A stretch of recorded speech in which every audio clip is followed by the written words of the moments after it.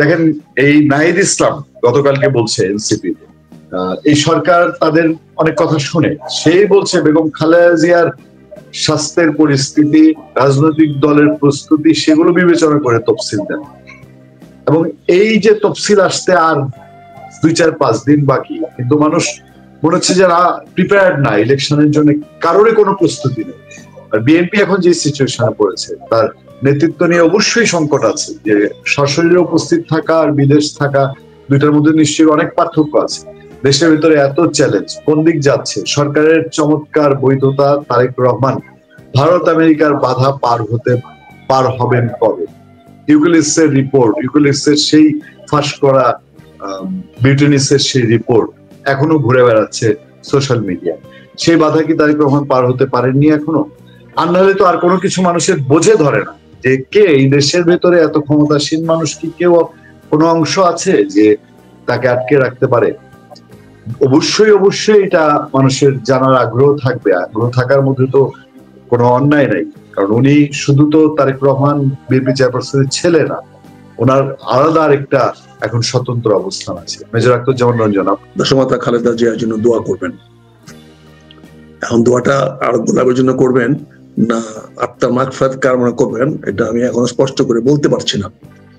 যাই হোক, বিষয়টা তুমি বলছো সরকারি চমৎকার বৈধতা, হ্যাঁ, এটা দারুণ কাজ হয়েছে। সুপ্রিম কোর্ট অত্যন্ত অনুগত থেকে এই সরকারকে বৈধতা দিয়েছে। নেসিটি অফ ডক্ট্রিন ছিল 2024 সনের 5ই আগস্ট। তৎকালীন সময়ে তৎকালীন বিচারপতিরা মুজিবুদ্দিন নামে যে একটা নির্দেশ প্রদান করা হয়েছিল, সেটাকে আজকে বৈধ দেওয়া হলো। এতে নির্বাচনের সঙ্গে এর কোনো সম্পর্ক নাই, এবং আগামী সরকার এসে কি করবে তার সঙ্গে সম্পর্ক নাই। এই সরকার সিদ্ধান্ত নিয়েছে ফেব্রুয়ারি মাসে নির্বাচন দিবে।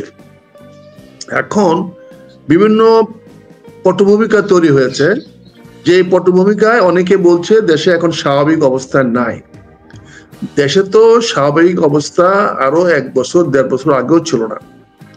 তখনও তো একই কথা বলা হয়েছে যে 18 মাসের মাথার মধ্যে এটা একটা নির্বাচনী সিদ্ধান্ত আসতে হবে, এবং আল্লাহর রহমতে সেই সিদ্ধান্তটা আসছে।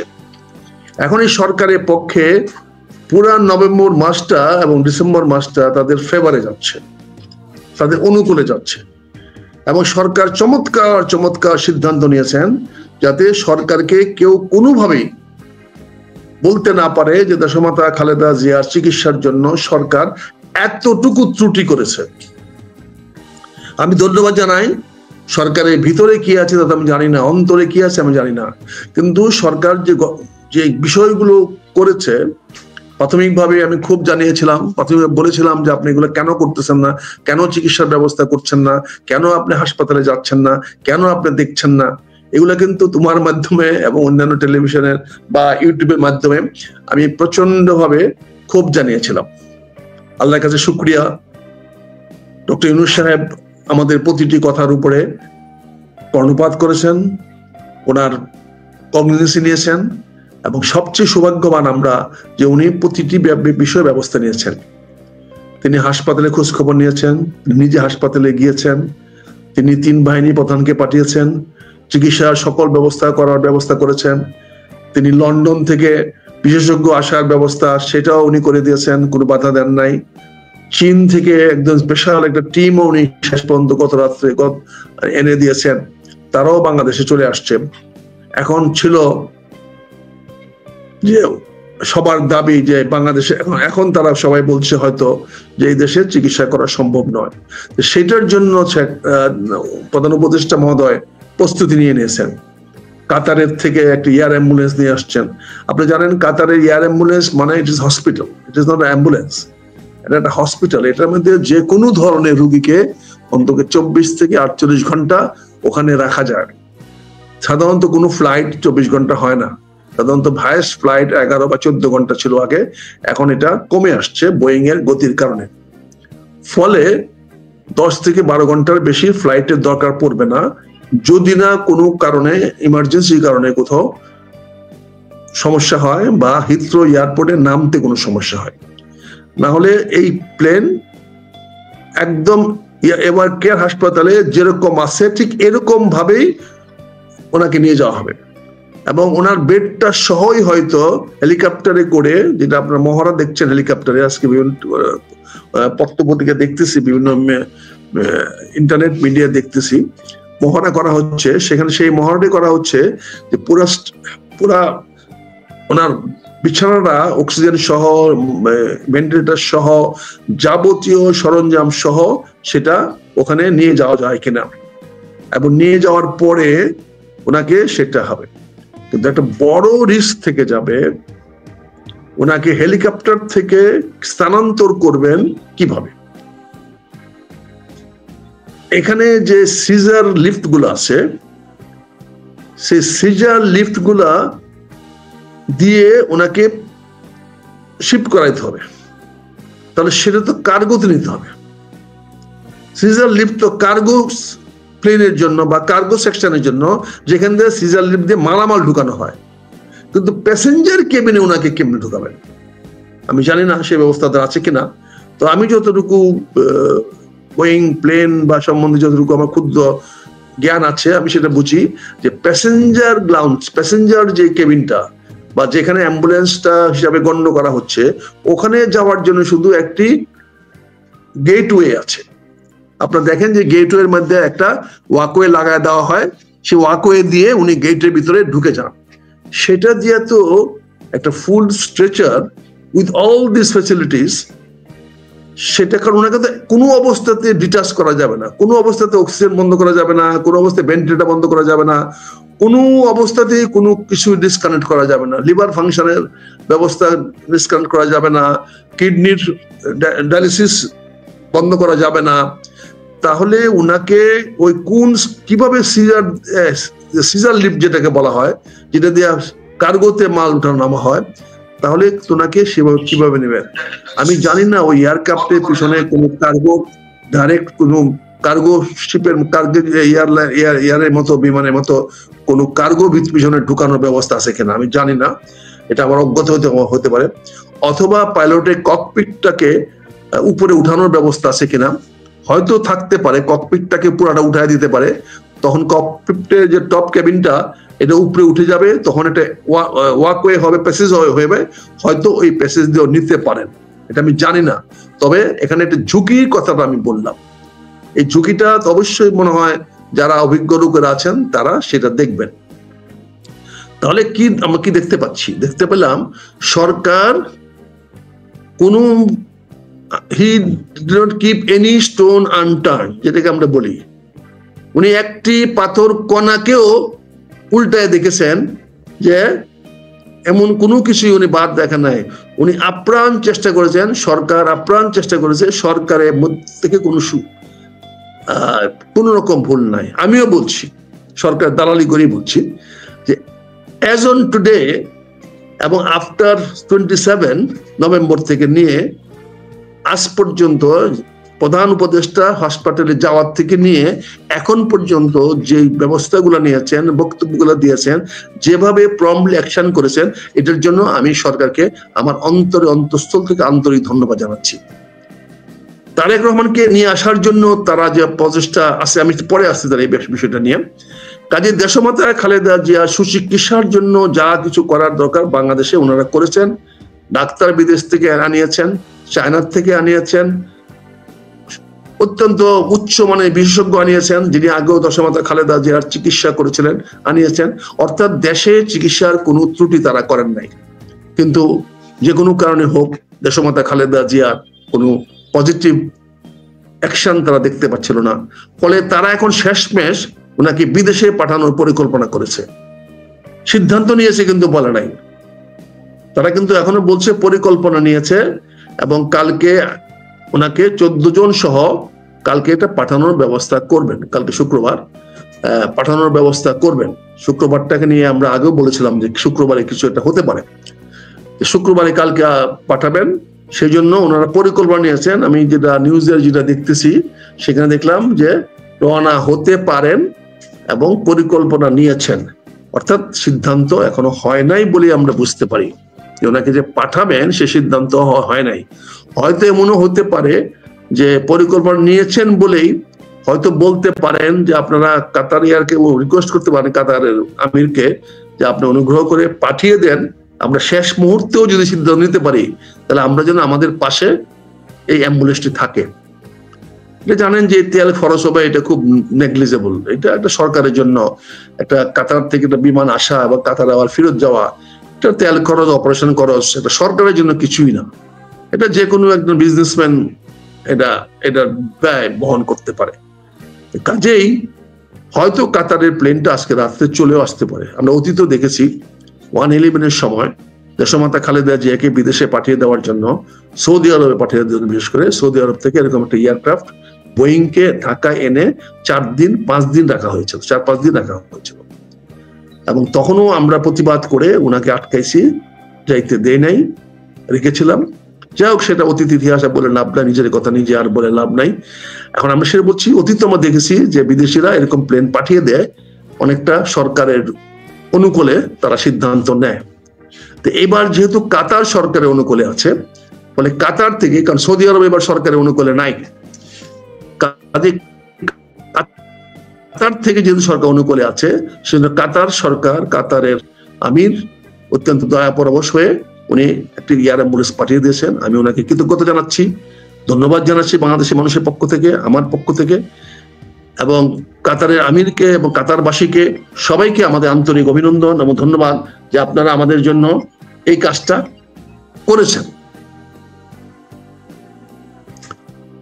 হায়াত আল্লাহর হাতের, জন্ম যেমন আল্লাহর ইচ্ছে ছাড়া হবে, খুশি কথাটা ঠিক না, আল্লাহ যখন যাকে চাইবেন তাকে আল্লাহর কাছে নিয়ে যেতে পারবেন, নিয়ে যেতে পারেন এবং নিয়ে যাবেন। এটাই আমাদের শিক্ষা, আমরা কোরআন থেকে এটা শিক্ষা পেয়েছি।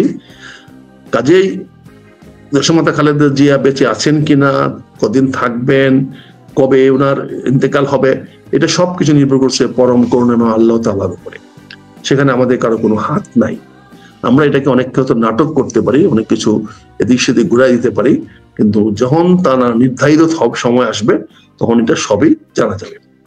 কাজে কালকে পর্যন্ত যে পরিকল্পনা নিয়েছে, এটার জন্য আমি ডক্টর ইউনূস সাহেবকে অত্যন্ত ধন্যবাদ, আন্তরিক ধন্যবাদ জানাতে চাই, যেহেতু এইগুলো আমার একটা ডিমান্ড ছিল। আমি আপনার এই মিডিয়ার মাধ্যমে আমি বলেছি উনি কেন হাসপাতালে আসতেছেন, উনি আসলে কি হতো, উনি আসলে রাষ্ট্রটা কিভাবে ওনার পক্ষে কাজ করতো, এটাই তো প্রমাণ হলো। উনি আসার পরে দেখেন কিভাবে কত প্রম্পট অ্যাকশন হয়েছে। এখন কথায় কথা হেলিকপ্টার চলে যাচ্ছে, এখন সেনাবাহিনীও পুরা এখন বলতে পারবে যে এই সরকারের প্রতি আমরা পূর্ণ সহযোগিতা করেছি। দেশমাতা খালেদা জিয়ার জীবন রক্ষা করার জন্য সরকারের আহ্বানে আমরাও কোনো ত্রুটি করি নাই, আমরাও আমাদের যথাসাধ্য চেষ্টা করেছি।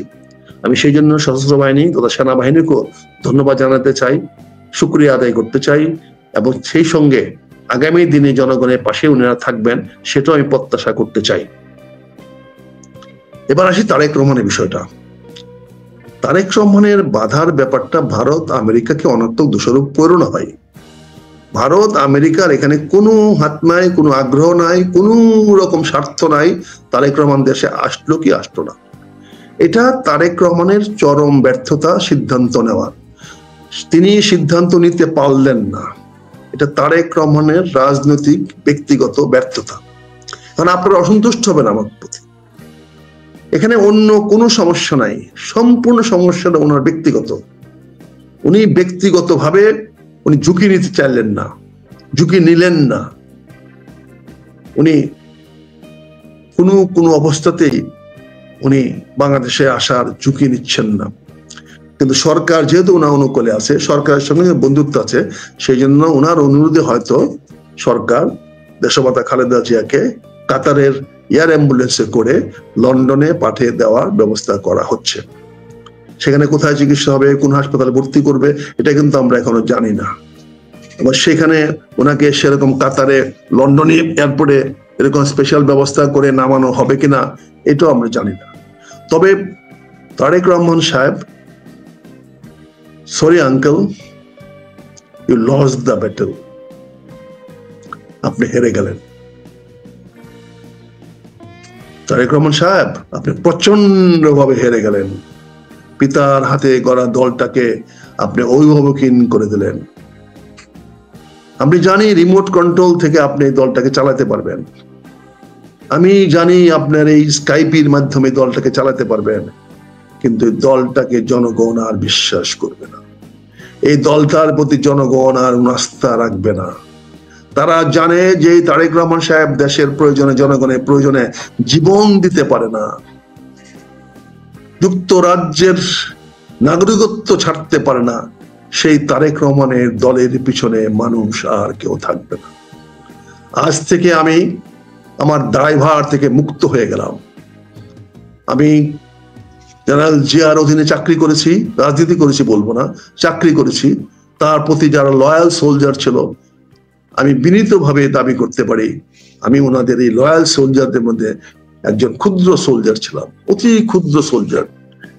7 নভেম্বরে আমি মাত্র ক্যাপ্টেন ছিলাম। এই যে মিরপুর স্টাফ কলেজ এত বড়, সেই ক্যান্টনমেন্টে এখানে জিআরবির 3টা ব্যাটালিয়ন ছিল, এবং সেই 3টা ব্যাটালিয়ন সহ সিগন্যালস একটা নতুন ব্যাটালিয়ন রেজ করেছিল। আমি সেখানে একটা 6 তলা বিল্ডিং এ বসে আমি এই 7 নভেম্বরের যত সহযোগিতা করার দরকার, গাড়ি পাঠানোর দরকার, অস্ত্র পাঠানোর দরকার, রাত্রেবেলা অংশগ্রহণ করার ব্যাপার, সেটা হলো আমার ক্ষুদ্র প্রচেষ্টা তখন ছিল। সেদিন থেকে আমি দেশমাতা জনাব জিয়ার সঙ্গে আমি আছি। এরও আগে জনাব জিয়া যখন DCs deputy chief of staff, আমি তখন আর্মি হেড করে চাকরি করতাম, ডাইরেক্টলি ওনার মিলিটারি সেক্রেটারিয়েটের মাধ্যমে, মিলিটারি সেক্রেটারি ব্রাঞ্চের মাধ্যমে ওনার কাছে আমার প্রায় যেতে হতো অফিসারদের ক্যারিয়ার প্ল্যানিং নিয়ে, অফিসারদের পোস্টিং নিয়ে। ওনার একটা দস্তখতের প্রয়োজন পড়তো, আমি বহুদিন ওনার কাছে গেছি, ওনার সেলিউট দিচ্ছি গর্ব করে। আমি যে জিয়া রহমান সাহেবের সামনে যেতে পেরেছি, এটা ছিল আমার জীবনে অ্যাচিভমেন্ট, এটা ছিল আমার জীবনে অর্জন, এটা ছিল আমার জীবনের গৌরব। আমি সেই গৌরবের জন্য জেনারেল জিয়া রাজনীতি দলে অংশগ্রহণ করেছি। আমি রিটায়ার্ড করার পরে 6 মাসের মাথায় আমি দলে অংশগ্রহণ করেছি। 91 নির্বাচনে আমি অংশগ্রহণ করেছি। আল্লাহর অশেষ রহমতে আমি সেই দল থেকে মনোনীত হয়েছি, নির্বাচিত হয়েছি। সেদিন থেকে দেশমাতা খালেদা জিয়ার সঙ্গে আমি আছি। একটা দিনের জন্য, এক মুহূর্তের জন্য ওনার পিছন, ওনার পথ ছাড়ি নাই। অনেকে হয়তো বলবেন যে আমি ওনার কথা শুনি নাই, আসলে এই কথাটা সঠিক না। আমি অনেক কথা বলেছি যার একটাও ওনাকে উষ্মা প্রকাশ করে নাই, কিন্তু ওনাকে অন্যেরা লাগিয়েছে। আমার বিরুদ্ধে অনেক লোক ছিল, অনেক লোক চেষ্টা করেছে আমাকে ফাঁসানোর জন্য, এমনকি সংসদ থেকে বের করে দেওয়ার জন্য, কিন্তু দেশমাতা খালেদা জিয়ার কারণে কেউ পারে না। আমাকে যে বারবার বহিষ্কার হয়েছে, প্রতিবারই বলছে যে আমি তোমাকে কি করব, পুরা স্থায়ী কমিটি তোমার বিরুদ্ধে বহিষ্কার দিতে বলে, আমি তোমাকে দিচ্ছি, বহিষ্কার করছি, যাও তুমি কাজ করো, যাও, বহিষ্কার আছে, আবার সময় আসলে এই বহিষ্কার দেখবো না। আমি উনি তো বলে নাই আমার পার্টিতে আইসো না, অফিসে আইসো না, আমার সঙ্গে দেখা করো না, আমি তো বহিষ্কার, উনি তো বলে নাই। কিন্তু তারেক রহমান সাহেব, আপনি আমার স্কুলের মাঠে খেলতে গিয়েছিল বলে একটা উদীয়মান ত্যাগী ঢাকা বিশ্ববিদ্যালয়ের ছাত্র নেতা নাসিরকে আপনি এক্সপেল করেছেন। ধিক তারেক রহমান সাহেব, ধিক আপনাকে, আমি ধিক জানাই আজকে এই মুহূর্তে আপনাকে। আর আজ থেকে আমার আর কোনো বাধ্যবাধকতা নাই, দেশমাতা খালেদা জিয়া নাই, জিয়া রহমান নাই, আমি তাদের বিএনপি করেছি, অন্য কারো বিএনপি করি নাই। আপনার বিএনপি আমি করব না, কিন্তু আপনাকে ধিক জানাচ্ছি। আপনি একটা নিরীহ ছেলেকে, নাসির নামটা লিখে রাখেন, তাকে আপনি এক্সপেল করেছেন কেন? সে আমার স্কুলের মাঠে খেলতে গিয়েছিল। আপনি অনেক, আমার কাছে কেউ আসলে সঙ্গে সঙ্গে আপনার চামচারা আপনাকে জানাইছে, আপনি বহিষ্কার করেছেন। বিশাল ক্ষমতাশালী ব্যক্তি, আপনি যাকে তাকে যখন তখন খুশি বহিষ্কার করে ফেলেন। তারেক রহমান সাহেব, goodbye to you, goodbye, very very goodbye. Politics in Bangladesh, Tariq Rahman has no chance. আপনার এই রাজনীতিতে বাংলাদেশে আর কোনো চান্স নাই, কোনো চান্স নাই। আমরা 15 বছর আগে আমরা যখন আলোচনা করেছি বিভিন্ন দেশের সঙ্গে, এই ভারতের সঙ্গে, আমেরিকার সঙ্গে, ইংল্যান্ডের সঙ্গে, ইউ কান্ট্রির সঙ্গে, এমনকি সৌদি অ্যাম্বাসেডারের সঙ্গে, তারা শুধু একটা কথাই বলতো, তোমরা কি উনার বাইরে কোনো নেতা পাও না? এর বাইরে কি কোনো নেতা তোমাদের মধ্যে নাই? Why don't you try for it? Why don't you find out someone? তোমরা কেন চেষ্টা করো না? কাউকে নিয়ে আসো। এই ছেলেকে আমরা কি করে বানাবো যার ব্যক্তিগত এত চরিত্র তার নিচু, যে জীবনে প্রথম থেকে চাঁদাবাজ হিসাবে পরিচিত হয়ে গেছে গা, বিরোধী দলের মানে আসার আগেই প্রথম সরকারের আমলে প্রথম যে ব্যক্তিটি দুর্নীতিবাজ হিসেবে আখ্যায়িত হয়েছে, unfortunately that was Tarique Rahman. ঠিক আছে, এটা দুর্ভাগ্যজনক। আচ্ছা তারেক রহমান সাহেব, আপনি আমাকে বহিষ্কার করেছেন, শুধু বহিষ্কার করেন নাই, আপনি আমার আদর্শ কেড়ে নিতে চেয়েছেন, আপনি আমাকে দলের লোকের সঙ্গে মিশতে দিতে চান নাই। আজ থেকে আমি আপনার বিরুদ্ধে মুখ খুললাম, আমি কথা বলবো। আপনি জানেন আপনি কি কি জিনিস আমার কাছে আছে, আপনি জানেন কোন কোন চরিত্র হননের খবর আমার কাছে আপনার আছে, আপনি জানেন আমি লিখিতভাবে আপনাকে কি রিপোর্ট দিয়েছিলাম যে আপনার বিরুদ্ধে এই অভিযোগগুলো আছে। আমি সেই মেজর আক্তার, যে আপনার বিরুদ্ধে আপনার কাছে লিখিত 3 পৃষ্ঠা রিপোর্ট দিয়েছিলাম, মনে আছে তারেক রহমান সাহেব? নিশ্চয়ই মনে থাকার কথা। আপনি উত্তরে খালি বলেছিলেন, আঙ্কেল এগুলা মানুষে বলবেই, এগুলো নিয়ে আপনি মাথা কামড়েন না। বুঝতে পারছেন? ভুলে যান না। আজকে তারেক রহমান সাহেব আপনি ভারতকে বাধা দিচ্ছেন, আমেরিকাকে বাধা দিচ্ছেন, একবার নিচের দিকে তাকাচ্ছেন, নিজের দিকে তাকাচ্ছেন? আপনি এত বড় নিষ্ঠুর যে দেশমাতার খালেদা জিয়ার প্রতি আপনার কোন সম্মান নাই, তার কোনো আত্মমর্যাদা নাই। আরে মানুষ তো মারা যাবে, এমনি মারা যাবে, কেন আপনি বলছেন না ওনার ভেন্টিলেটর খুলে নেওয়া হোক? আপনি তো সন্তান, এই অধিকারটা আপনার, আর কারো অধিকার নাই। আর কারো কথায় ডাক্তার কোনোদিন ভেন্টিলেটর খুলতে পারবে না, তাহলে তারা মার্ডার কেসের আসামি হয়ে যাবে। যেই ভেন্টিলেটর পড়ানো হয়েছে দেশমাতা খালেদা জিয়ার নাকে মুখে, সেই ভেন্টিলেটর খোলার ক্ষমতা আর কারো নাই, একমাত্র নিকট আত্মীয় বা পুত্র সন্তান ছাড়া বা কন্যা সন্তান ছাড়া। কিন্তু উনার তো আপনি ছাড়া আর কেউ নাই, একমাত্র আপনি পুত্র সন্তান জনাব তারেক রহমান।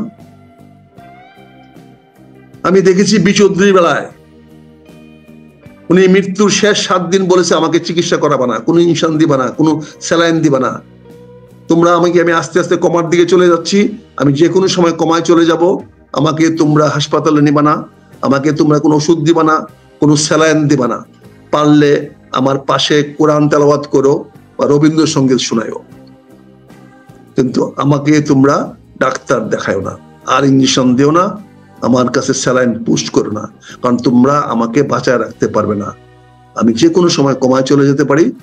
আমার জীবনের, এটা আমার কথা না, বি চৌধুরী ফ্যামিলিকে জিজ্ঞাসা করেন, তাদের ছেলে মেয়েকে জিজ্ঞাসা করেন। বি চৌধুরীর মতো একটা মানুষ এরকম ব্রেভলি মারা যেতে পারে, সাহসের সঙ্গে মারা যেতে পারে। আজকে দেশমাতা খালেদা জিয়াকে আপনি সেই ব্রেভনেসটা দেখাতে দিলেন না, সেই সাহসটা দেখা দিলেন না, ওনাকে বলতে দিলেন না তোমরা আমার চিকিৎসা বন্ধ করো, আমার ছেলে আছে, আমার আশা আছে, আমার ছেলে রাজনীতি করবে, দেশ দেখবে, সব দেখবে, আমাকে যেতে দাও। কিন্তু আপনি সেইটাও ওনাকে দেন নাই, সেইটুকু আপনার করতে দেন নাই মিস্টার তারেক রহমান। আপনি বিএনপি দুর্দণ্ড ভারপ্রাপ্ত চেয়ারম্যান, আপনি দুর্ব্যবহার করেন না এমন কোন স্থায়ী কমিটির সদস্য নাই, আপনি দুর্ব্যবহার করেন না এমন কোন বিএনপির নেতা নাই। আপনি কতগুলো চাটুকার, কতগুলো স্যাডিস্ট, কতগুলো হোমো নিয়ে আপনি চলেন।